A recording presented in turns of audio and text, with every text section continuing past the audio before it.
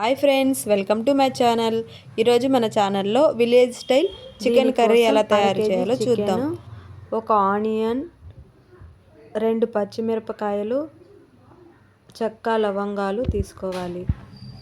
కొద్దిగా పసుపు, 2 స్పూన్లు ధనియాల పొడి, 1 స్పూన్ కారం, 1 స్పూన్ చికెన్ మసాలా, కొద్దిగా గరం మసాలా, 1 స్పూన్ అల్లం వెల్లుల్లి పేస్ట్, 1 రెమ్మ కరివేపాకు, కొద్దిగా కొరియాండర్ లీవ్స్. ఇప్పుడు ఒక మిక్సీ జార్లో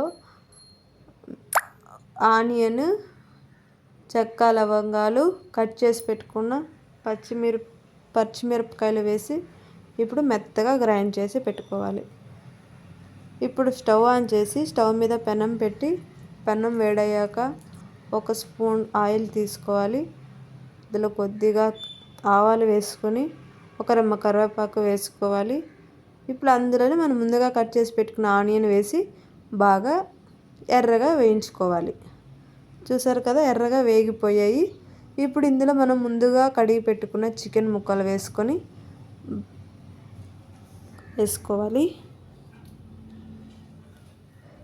ఇప్పుడు ఇవి కొద్దిగా ఫ్రై చేసుకోవాలి. బాగా కొద్దిగా ఆయిల్లో కలిసేటట్టు ఫ్రై చేసుకున్న తర్వాత ఇందులోకి పసుపు వేసుకొని కొంతసేపు వేయించుకోవాలి. ఇప్పుడు ఇందులోకి కొద్దిగా ఉప్పు వేసుకొని బాగా వేయించుకోవాలి. ఇప్పుడు ఇందులో మనం అల్లం వెల్లుల్లి పేస్ట్ వేసుకొని కొద్దిసేపు బాగా ఫ్రై చేసుకుందాం.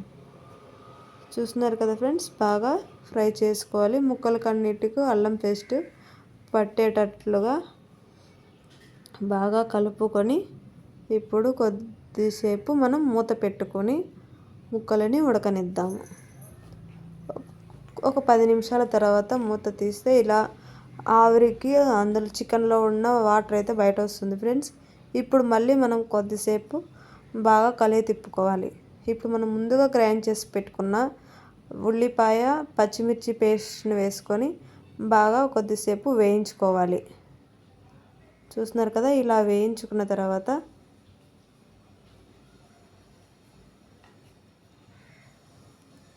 ఇప్పుడు ఇందులోకి మనం కారం 1 స్పూను, ధనియాల పొడి